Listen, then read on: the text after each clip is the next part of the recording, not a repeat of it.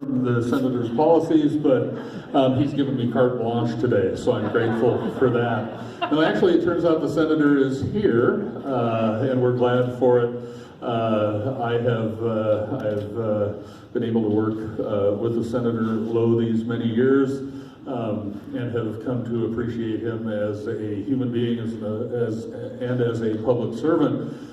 As it turns out, if the city of Missoula has needs associated with the federal government, the senator and his staff are a phone call away, and he and his crew have been remarkably effective in trying to deliver what we need here, and I know that the same is true throughout the state of Montana. John Tester is in this business for all of the right reasons, and that is to serve the public. And I think that is exemplified by the fact that he is here now talking to actual people and answering actual questions and addressing the folks.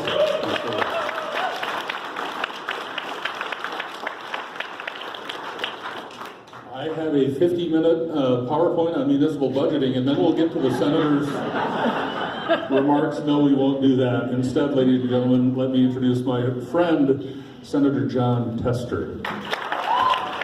Thank you, man.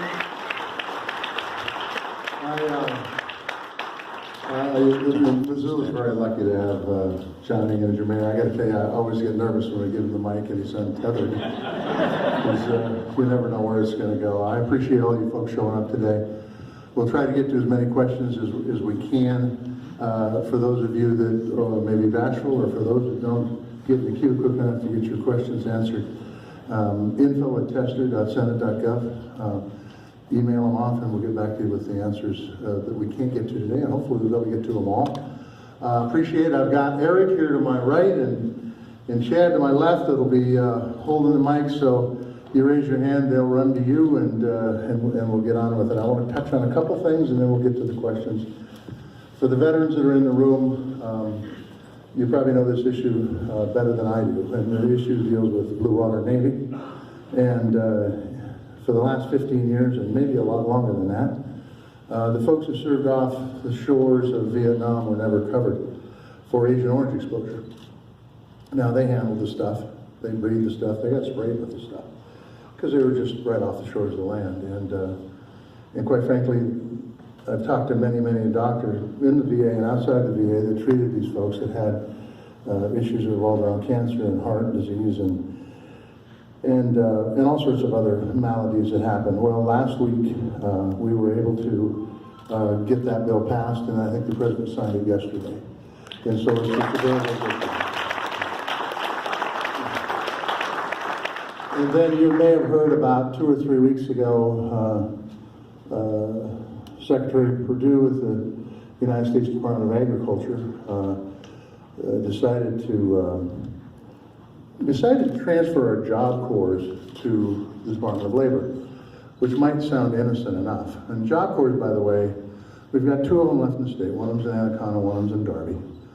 And they train folks who are at risk. These are folks that probably have a greater chance of being on the welfare lines than they do being employed. Okay? They don't really have a lot of direction. And these Job Corps in Anaconda and Darby take these men and women, both, and they train them up to be truck drivers and welders and backhoe operators, and the list goes on and on. And they also train them to be forest firefighters. And so it has worked out very well for us because, as you guys have noticed, we've had quite a few forest fires in the last few years. And so not only do they have it for that, but they also train a well-trained workforce for businesses around the state. So I asked him, when he called me up, I said, why are you transferring this Job Corps to the Department of Labor? Because it's worked very successfully as the Department of Agriculture, and they were honest enough to tell me that they're doing it because they want to close them down. They want to close 9 of them and privatize 16. There's 25 in total in the United States. Montana has 2. I didn't like that response very well, and pretty much told them what I thought in pretty clear Montana lingo, and then went back and told my staff to draft a bill that we could put through Congress to stop them. Along the way, and just this last week, in fact, I talked to Leader Mitch McConnell about getting this bill to the floor so we can get a vote on it, because if it goes much longer, they're going to be closed, people are going to be out of work, and this infrastructure that trains really good workers in this state will be done. And Mitch said, look, I'm working with the administration to get them to reverse this decision. If I can't do it, we'll get the bill on the floor. And I thought that was great. And then 24 hours after I talked to him, the Department of Agriculture and the administration pulled back, and they're keeping all 25 of them open. Including the ones in Anaconda, including the ones in Anaconda and Deer Lodge. So that's a good thing. A couple of the things I just want to touch on the conservation front. I know there's some folks that are in this room today that were here a week or so. Maybe it was 2 weeks ago when I introduced the Blackfoot Clearwater bill to really deal with conservation and recreation and cutting trees in the Sealy area. And it's a good bill, it's a collaborative bill that folks, once again, here in this state were working on for a number of years, long before I got in the U.S. Senate. And we dropped it in last Congress, and we got tied up in political baloney. And we dropped it in again this 2 weeks ago or so. And hopefully we can get folks on board with it, because especially in this area, I think it's really, really important moving forward that we have a good forest management policies, good recreation policies, and good wilderness policies, because that's what that is. And then the last thing, and I'll open up your questions, there's a little fund called the Land and Water Conservation Fund that got permanently reauthorized here about 2 or 3 months ago, which was a big win, because it failed to get reauthorization. Never had happened before. I think it happened in like 2005 and then again in 2015. So this permanent reauthorization is very, very important, because without reauthorization, you can't fund it. So we got it permanently reauthorized, so Congress doesn't have to jump through that hoop every year. Now we've got to get it funded. When it was initially set up in the 70s, it had $900 million in it. That revenue came from offshore drilling. It has been funded at $900 million probably twice since the mid-70s. We have an opportunity now to push to try to get full funding for that Land and Water Conservation Fund. And what it would do, it would open up access and give folks, ensure that our kids will have places to go hunt and fish and hike and do those kind of outdoor activities that we all love and why some of us live in this state. So that's another thing that's hopefully coming up on the horizon that we can find a resolution to. With that, thank you for your interest. Who wants to be first? Go ahead, boys, pick them up. Got a lot of hands, go right here. Come on, grab it, quick. Yes, sir. I think the minimum wage does need to be increased, but the problem with that is that people who rely on SSI, SSDI, Medicare, Medicaid, and a lot of other programs of assistance for people, the caps on our wages and savings that determine our eligibility have not been raised in over 30 years, and since then gotten cost of living increases, and the minimum wage has doubled. Yeah. And there's also inflation, and it's like, when we're doing what's suggested by our providers and are working, we should have the right to be getting ahead and being successful. Yeah. And as far as like the abuse of the system, I'm personally not abusing the system. I'm doing what's suggested by my providers, and I'm working, and I'm being treated and doing therapy and everything, that I have the right to be getting ahead and to being successful. And I'd like to comment on that. I appreciate that comment. If those caps are holding you back and if they haven't been increased in the last 30 years, we probably should take a look at them. So thank you. Yeah, other questions? Nyland, where are you at? Right here. Okay, go ahead. Thank you, Senator Tester, for the Agent Orange. I've got a close friend who's been suffering it 45 years, also for the Job Corps, and I hope he didn't get hailed out in last week. My question is, in the Senate, can you talk any of the Republican members of the Senate to help get that incompetent psychopath out of the White House?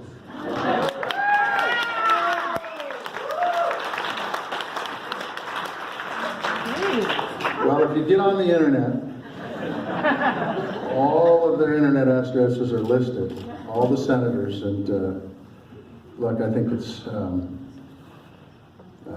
in this particular issue, and by the way, I mean, he came to the state 4 times and tried to defeat us, so there's not a lot of love here. But by the same token, I think that what we need to do is try to get as much information out as possible. I think that's really critically important.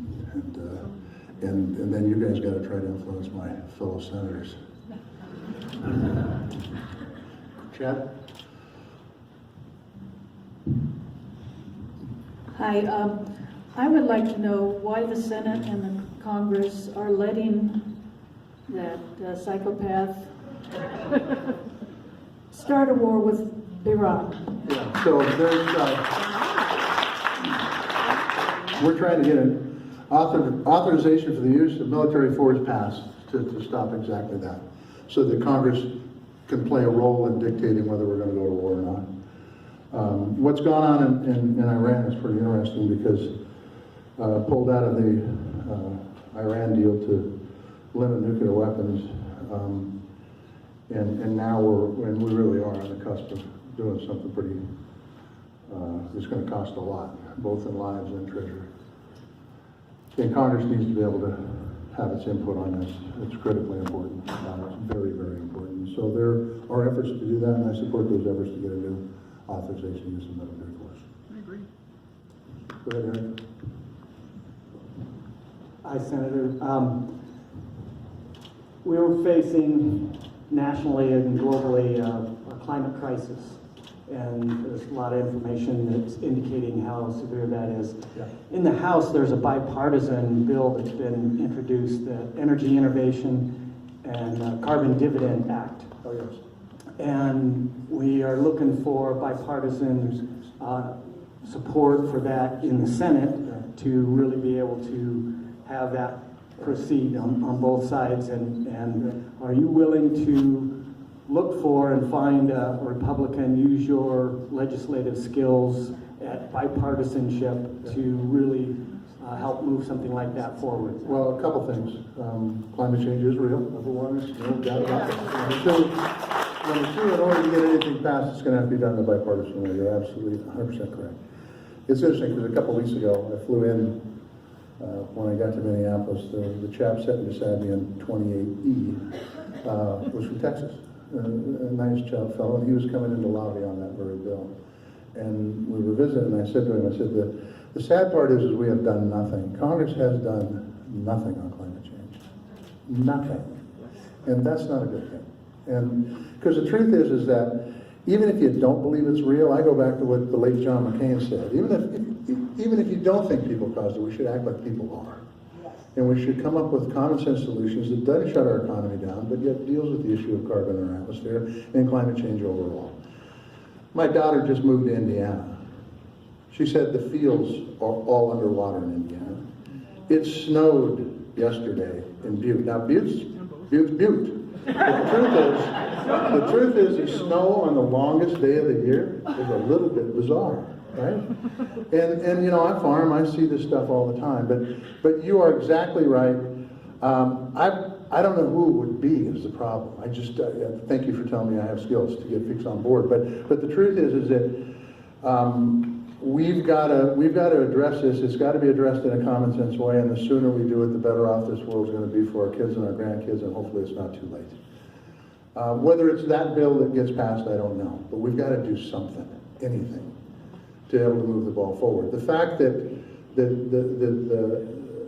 administration pulled back on all the mileage standards, it's just crazy. That's not good for the climate. It's not good for consumers. And they were in front of Commerce Committee this week, and I said, if you think this is good for consumers, I'm not one of those.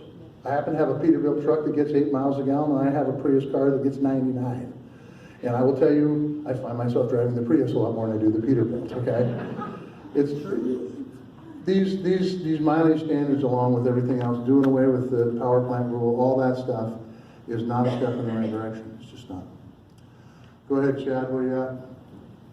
There we go. Hi there. The continued threat of litigation over the Confederated Salish Kootenai Tribe Water Right Compact is holding back development in Western Montana, and it's something that's really a big concern to Western Montanans. Yes. Do you have plans to put in another bill to get that passed? It's in, and we're gonna continue to push for it. The legislature did their job. Now the federal government needs to do their job.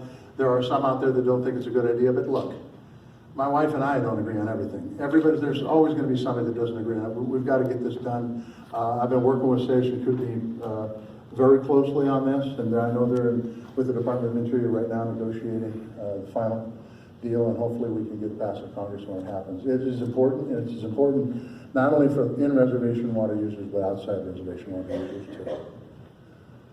Go ahead, Eric, what do you got? Thank you. I thank you for your answer on the climate change issue. Yes. And I would like to ask you, what can we do to help you address that? Because it is a crisis, and we need to do everything we can. So how can we help you be more effective in fighting climate change from the position you're in? Yeah, well, thank you for the question, because I think democracy still works, even though sometimes it doesn't feel like it can. I think it does, and I think it works best when we get public input. It's the reason I do these things, and it's the reason why I appreciate it when people take the time to write emails or pick up the phone and call me. And I would say those are the two best ways of doing it. I love the U.S. mail, but if you send mail, send it to my offices in state, not back east, because it doesn't get to me for 3 months because of what happened many years ago with white powder and all that crap. But it's about contacting your representatives. It's about coming to events like this and talking about this issue. It's about sending emails. It's about if you come to our Montana Coffee, it's about coming to that. It's about tracking us down, and it's about holding us accountable. And I think it's really important. That's what I would say. Involvement, okay, in a word. And you can do it directly, eyeball to eyeball, or you can do it through telephone calls and emails. I think they're all good. Eyeball to eyeball, of course, is the best. Yes. Oh, geez, sorry about that. I'm supposed to call on you guys. You guys got to move up front. People up front are getting answered. Go ahead. Hi, Senator Lee from Utah introduced a bill that would allow mountain bikes and other human-powered vehicles in wilderness, and I really hope that you don't go along with that. It's, I think, terrible. It's been proven that it's a problem for grizzly bear and a lot of other wildlife, and the same goes for the WSAs. I don't want to have mountain bikes in those either. And I'm a cyclist. I like cycling, but not there. I usually follow Smoke Elser's recommendations on this. What do you think, Smoke? Is she right? Yeah, she's right. Okay. Sorry, Smoke. Go ahead, Chad. Senator Kester, thank you a lot to start with for what you've done with the VA. Do that. I've got a question. Since 83 or 84, I've been fighting some problems with my health. I had my stomach removed because of tumors. But when I went to the VA about it, they said, your papers have all been destroyed in this fire. St. Louis Yes. fire. Yeah. Except they've got my pre-induction physical, they've got my separation physical, and nothing in between. Now today I've got to go to a doctor again about some spots. Mm-hmm. What do I do? How do I find out what's going on, whether I'm covered under the Agent Orange Act? Yep. I've tried everything. Well, first of all, thank you for your service, and I hope your appointment today works out. And I would say, what you need to do. Have you contacted my office on this problem? And you shouldn't have to contact a U.S. Senator if you have a problem with the VA. But I want you to give Pam Cody's got a card, or Chad's got a card. We will do legwork to run this down, and if we haven't, I'll find out who screwed up on my office, and we'll fire them immediately. I'm just kidding. I won't do that. But the truth is we'll do the legwork. One of the things that you pointed out that every veteran in here should know is that rules have changed for the VA over the last 10 or 15 years. And where you could have been denied for health care 10, 15 years ago, you may be eligible now. And if you're eligible now and you don't use those benefits, then we're not doing our job reaching out. So if you can help us with it, that'd be good too. But let's get your name, we'll follow up, we'll do what we can do to get you what you've earned. Okay? All right? Change the information, I don't want to forget about it. Go ahead, Nyman.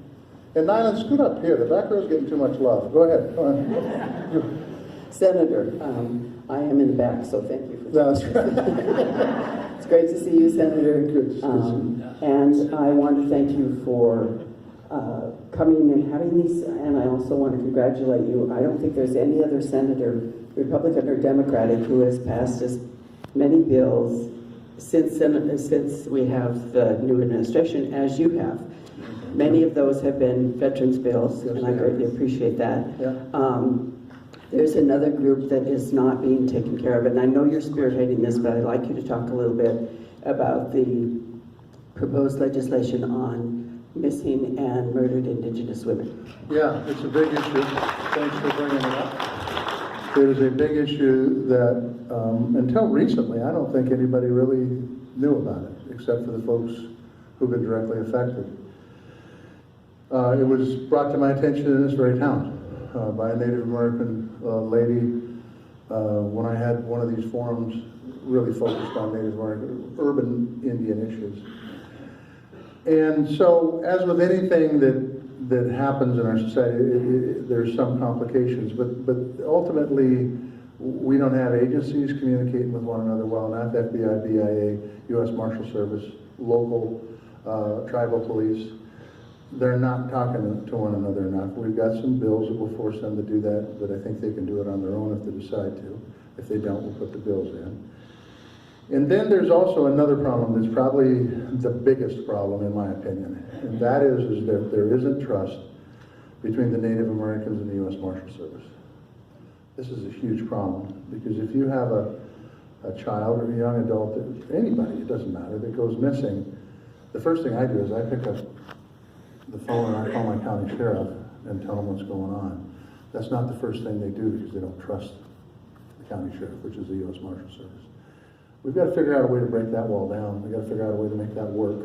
Because, as you know, with anything, the first 24 hours are really critically important if you've got somebody that goes missing. And while that trail gets colder, it becomes less of a chance. So, but we do have some bills, and I could list off the litany if I had the sheet in front of me, of bills to do. But ultimately, in the end, we've had the BIA in, I've had the FBI in, I've had Marshal Service in, I've had I've had tribal councils in, and we've talked about this issue. I think it can be solved, but it's going to require people communicating and working together. And if it's, we've also, if it's not the U.S. Marshal Service they get a hold of, then we've got to make sure those tribal police officers are there, and they're underfunded, and they have a huge area. In most cases, these are large land-based tribes, and sometimes there isn't a tribal police to call. So, go ahead.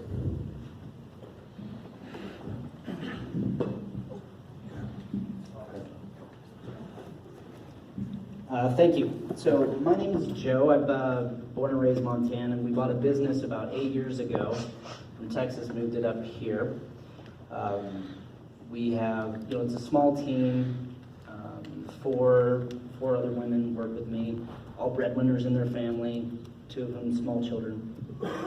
Anyway, what we do is we're an international transportation service provider. We move military members' household goods internationally. We disassemble all their things, we pack all their things, we move it across the world, like say South Carolina to Korea. We then unpack and then reassemble all their things. The industry's pretty good at what we do. Of the 120,000 military members that took the survey post their move, 91% of them were satisfied or highly satisfied with their move. DoD currently has a plan, as you know, to privatize or outsource the bulk, if not the entire industry, which would cause myself and 100 plus more like me to be out of business, and all the employees to not have a job. I know that you know this story very well. I know that Megan Harless, the individual that you worked with on this, is actually against the plan. Industry is against the plan. The niche group transportation service providers like myself in Montana, others in Montana, are against the plan. I want to know where you stand now. Who's for it? One person, I think. Who is it? General Lyons. Oh, okay. So my question is, where do you stand on the plan that has sparked from the initial letter that was written, and what, if anything, can you do or can I do to stop it? Same thing as on all the other questions. I think you have to make sure that your story is heard far and wide. If you're in several states, contact not only the senators and representatives here, but the other states you're affiliated into to let them know. I will tell you that the problem with what they're trying to do is I don't know what problem they're trying to solve. If it's privatization for the sake of privatization, or if there's actually a problem to solve. So you're right, I haven't taken a position on it. But the reason is because I'm still trying to find out what the problem is. If there's a problem, it needs to be solved. What they're trying to do solves the problem. We look at it with a affectionate eye. Let's put it that way. If they're doing it just for the sake of privatization, similar to what they tried to do with the Job Corps, by the way, then baloney. That's what's happening. Yeah. Well, we can do some things with that.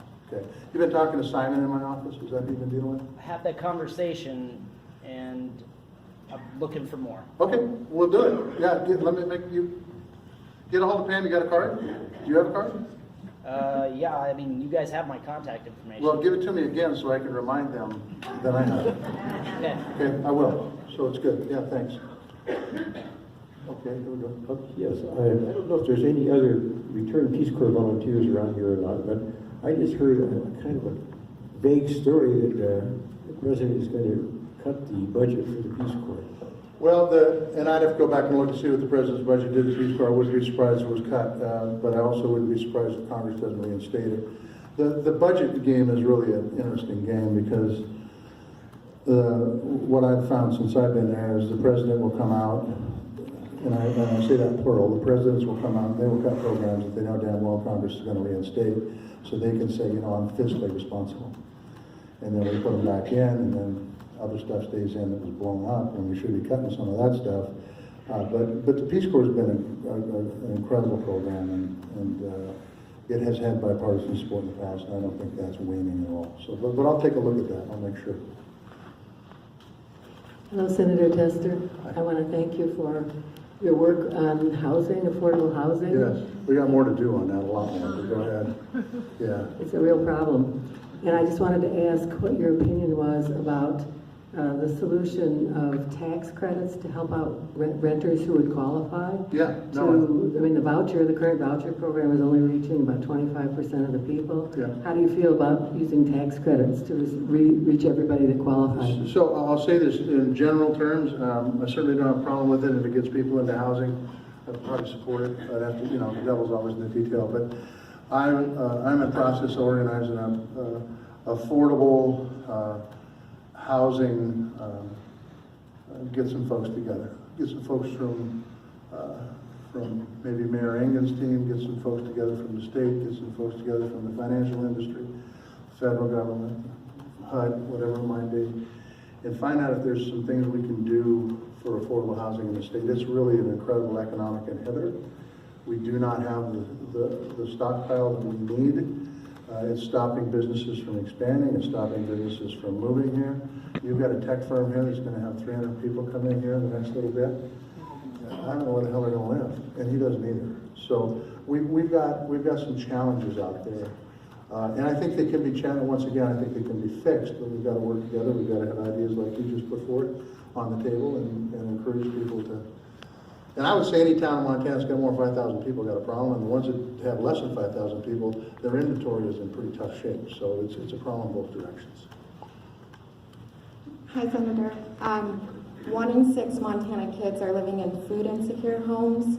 There's two things happening. First, the administration is trying to reduce inflation of the federal poverty line, and then taking more kids and families off of SNAP over time.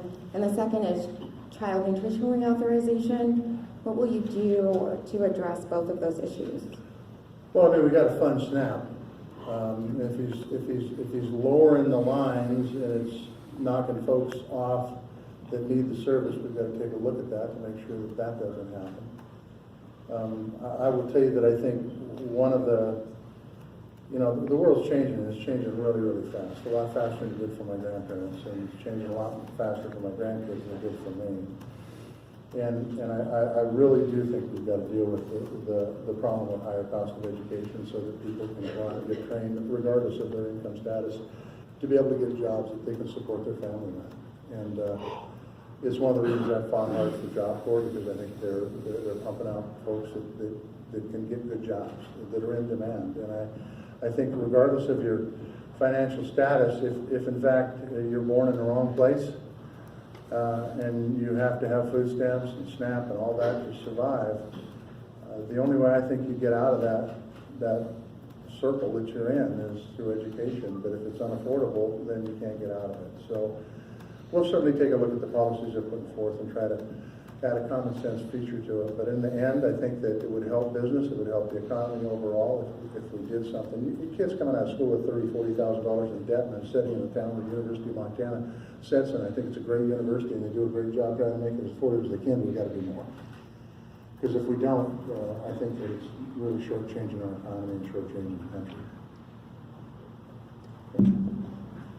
Yes. Yes, Senator Tester, I'm curious what congressional role, if any, that Congress can have on two issues. One, President Trump's seemingly inaction, complete inaction on Russian and Mr. Putin's election meddling, cyber especially, and then secondly, on his bullying approach to NATO members and weak commitment to NATO. It's difficult because he's the commander-in-chief, and there, you know, I don't need to tell you, you know this, those alliances have been set since World War II, and they work pretty well, and they work to our advantage. And it's why when we talk about potentially going to war with Iran, we go it alone right now. There's nobody with us, and it's a problem. And I can tell you, the Mueller report came out, and I think it was clear about Russian interference. There's no doubt about it. Whether we want to get into collusion and all that other stuff, the fact is that report is clear on Russian interference, absolutely crystal clear. And we need to do something about it. The administration has a lot of tools that they have that Congress doesn't have. And unless he used it to help things like the Secretary of State in the state of Montana to be able to have better election security, it doesn't happen. We can allocate the money. They don't have to spend it. Spend more than half of that money. So they have the choice. We've allocated dollars for election security. They claim to have done things with it that will secure the elections. I don't know that I believe them.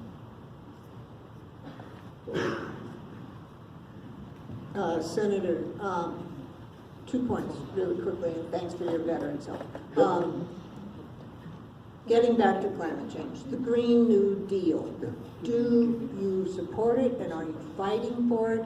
And also, can you speak at all to the GSA Mafia $20 billion corruption that has been reported to you? Let me talk about the Green New Deal. It's a resolution that if we pass it tomorrow wouldn't do anything, really wouldn't. But let me say this, it is an incredibly good place to start to have a debate on climate, and I think it's really important. We will never see the light of day other than this, because Mitch is never going to let it on the floor. But, and if he did, he'd fill a tree so we couldn't debate it. But we need to debate the issues that revolve around climate change. As far as the $20 billion that has been reported to me on, what was it again? So, forgive me, but that's news to me. And so, it won't be news to me until about an hour after I leave this meeting, because I'll find out if somebody's stealing, whether it's a GSA or anybody else, stealing taxpayer dollars, I will do everything within my power to hold them accountable. Okay, good. Well, that's the packet you gave me? Perfect. Well, then I absolutely will know what's going on here in a little bit. Here we go, this guy right here. Yeah, back onto the climate crisis that we're facing. We are in the middle of the 6th mass extinction right now, is something to point out. And I love the common sense solutions to solving this crisis. I love that. But I don't think there's any more time to debate. I think we need to stop supporting the Keystone XL pipeline. I don't think any of us here want another pipeline in our land, and I think we need to stop supporting it. So, a couple weeks ago, there was 50 of us youth. You can ask Deborah. We were in your office, and we did ask you to co-sponsor the Green New Deal. I understand that's complicated, but we really would like for you to pull out of supporting the Keystone XL pipeline. And we also would like to ask you, in future campaigns, will you pledge to not take money from the oil and gas industry because it is corrupting our politics? So, The governor's running for president on corruption of money in politics, and I tell you, it's not just the oil and gas industry. We got too damn much money in politics. That's period, done. Trudeau is in the process of running for re-election. I listen to a lot of Canadian radio because I live 70 miles south of the border. The ads haven't even started yet, and his election is like in October. God, wouldn't that be nice? Okay. So we do need to get money out. As far as not taking money, I will just tell you this.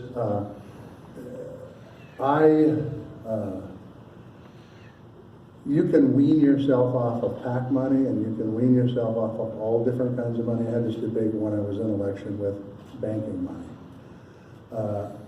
I'll lose the election. You can't get your message out, you're screwed. It's just the way it is. The person I'm running against will take every dollar they can get from anybody that will give it to them. So that is where it becomes a problem. I want the field to be level. I want, quite frankly, there's some First Amendment problems here with speech, but I would love to see some limits be put on how much money could be spent. I would love to force candidates to do things like this. I would love to have more debates on television. That is where you can find out where people are. That's when you get a question asked by this lady and you have to say, hell, I don't know. And guess what? I'll know, because she asked the question, okay? If I'd never been here and never done this, I would not know it, okay? So I hear you. As far as XL goes, I will tell you this. I don't know if it's gonna get built, to be honest with you. We've been talking about this for 10 years. There are a ton of pipelines that go across the Canadian border, a ton of them. It is a pipeline that, if it's done safely and soundly, and I get it. I get the petroleum stuff, but I also want you to look at this side of it, because I believe strongly in climate change. I think we need to do more research and development into alternate fuel methods. Need action. But, okay, so I got it. There has been no action, is the point. And here's the deal. When I fill my tractor up, if I'm gonna farm, you know what I fill it full of? It ain't electricity, that's fired by coal, by the way. It's fuel. I have no other options. So we need to have research and development that precedes some of the stuff that's going on, or it can't happen. You're doing my generation by supporting that pipeline. It needs to stop. I got you. There's a bigger problem than that, though.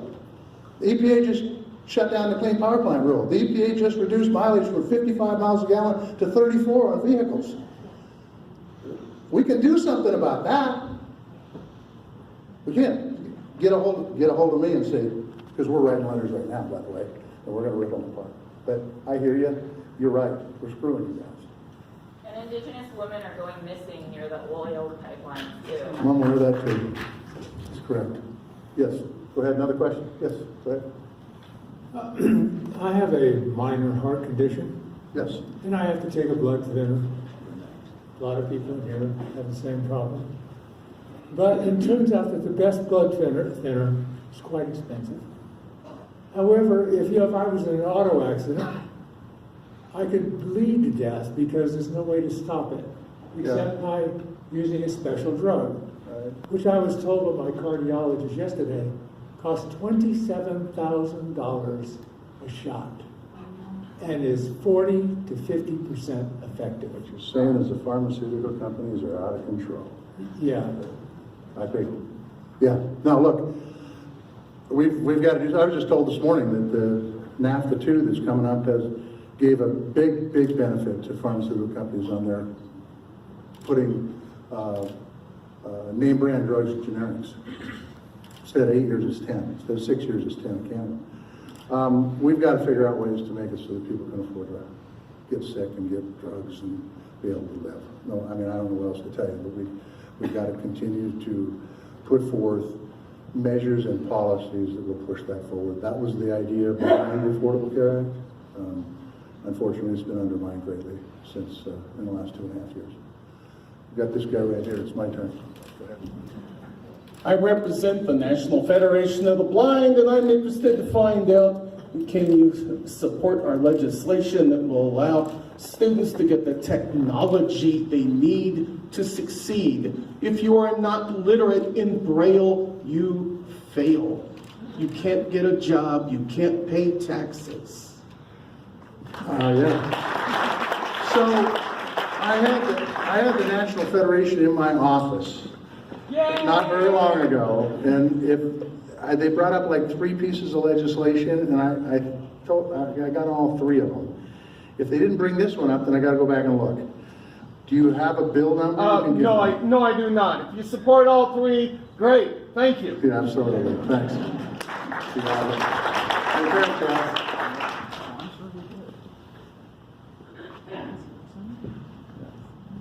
How are you?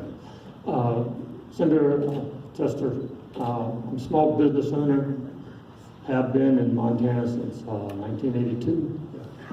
I would like if there's some way you could tell us how this 20% tariff on China, where the money comes from, where it goes to, and how it gets returned, and how does it either help or hurt the United States people, the ones in this room. You got more fingers than I got, so I'm not sure I can track all of them, okay? But can you give me a few? So who pays for it? We do. We do. It's a tax on the Americans, both going out and coming back, okay? Where does the money go? It goes to the general fund, okay? Which means it could be spent on anything, okay? The purpose of it was to hold China accountable. I don't think there's an end game here to really hold China accountable, and China plays a long game. So I'm not sure we're going to get to where we need to go, because China does steal technology and all sorts of stuff that they shouldn't be doing. I have said before, instead of using tariffs, we should have used the financial system, and we should have put the screws of them with our allies, by the way, and got their attention that way.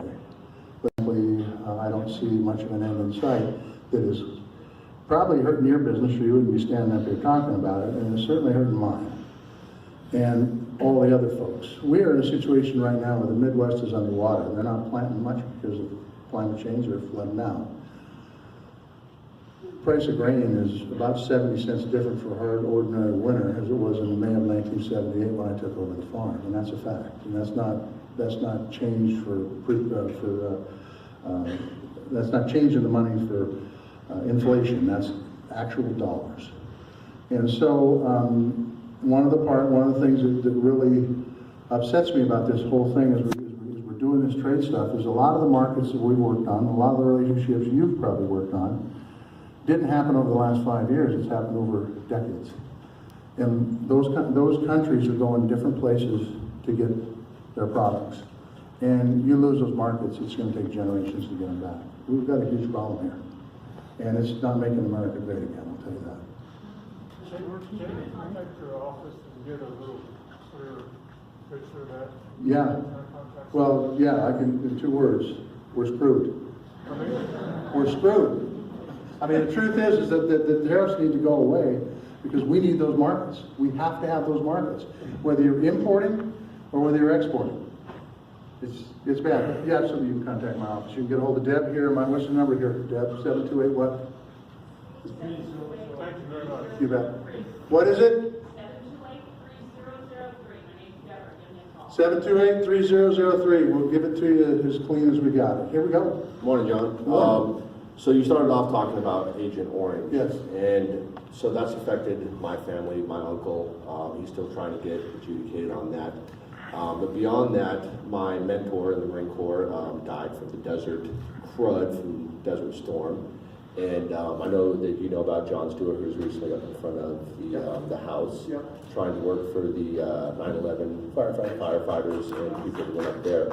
And then there's also the burn pit registry for my generation of veterans.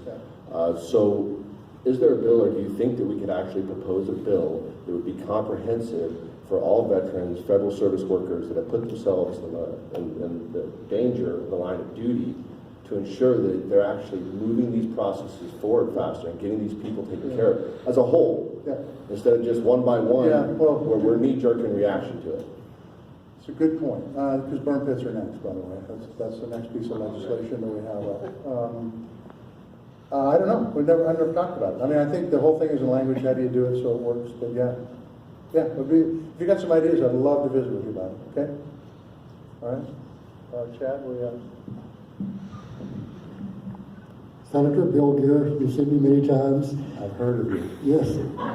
I'm speaking partly on behalf of Hunters and Anglers, a group of hunters and anglers, hundreds of them in the Missoula area. I'm on the board of directors. Yes. We have been a strong advocate of your efforts in Land and Water Conservation Fund. Yes, you have. And we appreciate the work you did on helping to get that for the Tenderfoot Creek area and the Little Belt Mountains. Yes. And we strongly applaud your efforts to expand that and to go for full funding in the future. Yes. We also have been supportive of the conservation measures within the Blackfoot Clearwater strategy. Yes, thank you. We know the value for wildlife and for the public for maintaining public lands and fish and wildlife. Many of our members will also share the concerns about mountain bike use in wilderness areas, wilderness study areas, and inventory wilderness areas.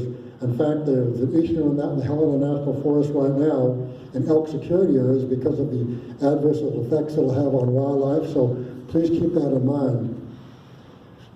Finally, on climate change, I'm a retired fish and wildlife biologist for 40 years. I've worked on climate change for many years, and we've spoken about that. Well, we know that Missoula County and Missoula City Council have just recently passed a resolution to move Missoula area on electrical energy production to renewable sources by the year 2030. Good for them. Yes, and what we do need is support in Washington, D.C. for all the research you've talked about, and not to have our members of Congress in D.C. denying climate change even exists. You're right. You're right. You're right. You're absolutely right. Thanks. And you know, and I owe this young gentleman an apology, because the truth is I am just as frustrated as you are with what's going on, and the frustration shows with how far we have to go to get to a point where you're right. We're doing enough talking. It's time to step up. It really is. And you know, when the guys bring the snowball in on the Senate floor and say there's no such thing as climate change and throw it around, I mean, it drives me insane. But we've got to do something, because you're right.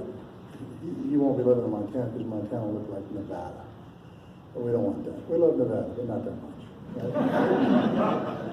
Go ahead. And I mean that, I'm sorry. Good morning, Senator. So, is there any big trick you've got up your sleeve so that you can get Mitch McConnell to put election bills to keep the Russians out kind of stuff on the floor, or we just have to win the Senate back? You know, I think, look, I mean, I wish the days of Mike Mansfield were still here, where people really looked at the country instead of the party. And there are bipartisan bills, and I do not know why they're not on the floor. And like I say, put them on the floor, let's debate them. If they fail, I'm okay with that. That's how the process is supposed to work. But if they don't fail, then we've got some assurance. And then you guys can be a part of the public debate too if they go on the floor, because you can do it. So right now he has done nothing. We've been voting on judges. We do a few things by UC. We did the Blue Water thing by UC. We did the robocall thing by UC. By the way, those are bills that are, in my opinion, slam dunks, you know. And so I don't know how we do the elections. I don't know how we get him to do the elections. Who's going to run against Danes? Maybe you.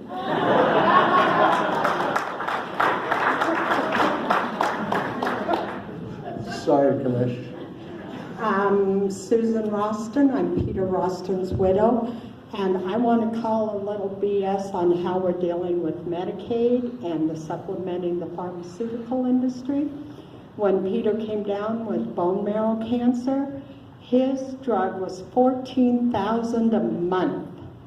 Well, of course we can't afford that. It's $4,000 a month in Canada and $1,000 a month in India. So then the legislation changed where Medicare paid $9,000 a month, and the extra money we gave the pharmaceuticals paid the remaining $5,000, acting like they were doing us a favor. Now, I'm sorry, guys, that's my tax dollars. That's true. Eco-tour, or health tourism, traveling out of the country, is the #1 industry to go to India and Mexico. I know, that's where I get my medical work done, and I'm on the ACA. Because I can go there, get better care for less, and it saves my tax bill. So, we need to stop playing around and saying next year, next time. This really hurt my family. And I'd hear every answer under the book, but come on, guys, all they're doing is making our our deficit go up and giving more money to the pharmaceuticals. Yeah. When are you going to start taking care of the citizens? I gotta have people who give me some votes. Look, I agree with you, but you gotta, it works on, you gotta have enough people to pass legislation. You can get them, look, I serve with 99 other people that know how to talk. I trust you, they know how to talk. But talk is cheap, and if we've got to get something done, but you got to have people that will vote for it. You got to have people that will bring it to the floor. That's where the problem is right now. That's why the system is broken.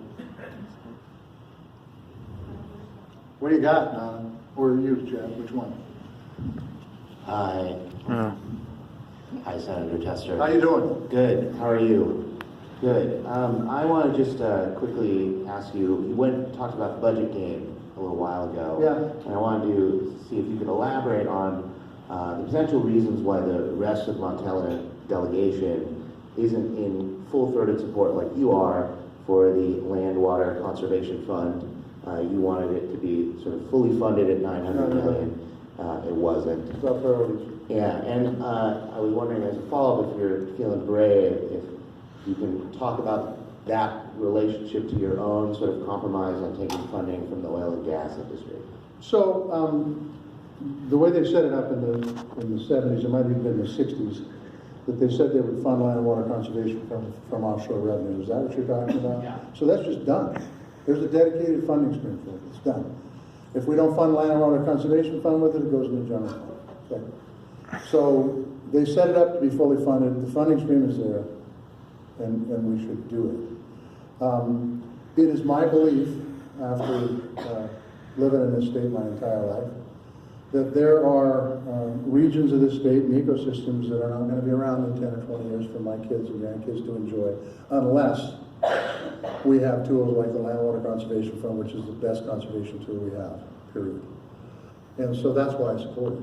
I support it because I think there are some places that high-rise apartments make perfect sense, and I think there are other places where they make no sense at all. And some of this land will be developed, or people will be locked out of, unless we act now, and that's where those monies come from. Did I answer your question? Yeah. Okay, good. Yes. Hi, Senator. My name is Eileen. It seems to me that so many of the issues that there are bottlenecks on and obstacles that we've been talking about today relate to the inability to move anything through the Senate and the stranglehold that the GOP and Mitch McConnell has on the Senate. So I guess I have a two-part question. One is this is really more of a statement, frustrating that it feels like the Democratic leadership has no effective strategy and maybe isn't even really trying to overcome that bottleneck or whatever. I don't know, it's worse than a bottleneck, whatever it is. And then, so maybe just talk about that. And then the second thing is, if we took back, I guess maybe I'll be more positive, when we take back the Senate in 2020, would you support getting rid of the filibuster? Well, it's for all intents and purposes gone now. Mitch got rid of it. I mean, there's just a few issues that the filibuster applies to. Yeah, and by the way, I didn't support getting rid of it. I think it's what makes the Senate different than the House, and I think that the forefathers had in mind that we needed to work together. And the fact that we don't work together isn't a problem with the rules, it's a problem with the people who are there. And so, that's it. I can tell you that our leadership, which is Chuck and Patty and Chuck Schumer and Patty, what the hell's her name, Murray, and Dick Durbin, they're continually trying to put pressure on, trying to find out rules. And one of the tools we had was the filibuster, and it's changing. Now we're pumping out judges like 3, 4, 5 a day. When in fact we had the ability to hold some of those out before. And so there are folks within the body that know the rules, and they know the rules very, very well. And they're trying to. I can tell you one thing that I would have done when I got there was I would keep us there a lot longer if I was in leadership. But Chuck has no say over that either. So, because it's all on the majority leader. But I think it's important that, and by the way, I wouldn't have had a problem if they wanted to change the filibuster rule to make it into a talking filibuster. But they pretty much just took it away. Yeah. I don't want to wrap just yet. I want a few more questions, and then I'll close it at about 12:30, if that's okay. Senator Tester, thank you so much for being here today. I'd just like to know what you and what Congress are doing to get broadband coverage to underserviced, underrepresented, often very poor communities in the U.S. Good question. First thing we got to do is the first thing we got to do is get the maps right, because the maps stink, they're not accurate, and we've got overbuild in places that already have service.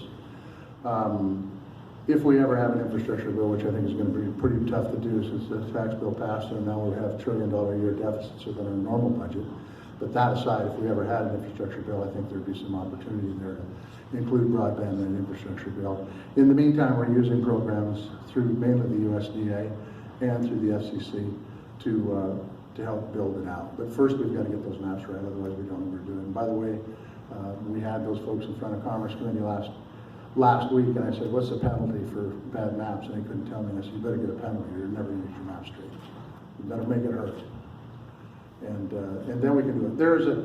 There is bipartisan urban-rural support to get broadband throughout this country. But as we talk about 5G, well, in my place we got no G. You're never gonna get it built out. So. Yes. Senator Tester, thank you for your service. Yes. I have an immediate concern and a hope for your future legacy. My immediate concern is, well, I want to start by saying that you made me proud to be a Montanan when you spoke truth to the power of this president who has a penchant for appointing unqualified cronies to important cabinet positions. How do you really say that? I'm immediately concerned that we have no Senate-vetted Secretary of Defense, given our current crisis in the world. And while we have a president who's unilaterally selling billions of dollars of weapons to Saudi Arabia, and which we got a good vote on yesterday, but not a veto-proof vote. Go ahead. So my hope for your legacy. My name's Carol Bellin. I'm a member of the Quaker Peace community here in Missoula, and I am really hoping you're going to serve for dozens more years, and that in the meantime, while you're serving us, that all your staff members who are eminently qualified will be working now to put together a plan for an economic conversion of the Great Falls community so that you can, before you leave office, return our state to a nuclear weapons-free state. And so that we can stop throwing tens of millions of dollars into a hole in the ground and put them to more productive use for Montanans. Thank you for this comment. And thank you for thinking that I'm young. Okay. I got one here, and then Nyland's got one, and then I'll close. Oh, God damn it.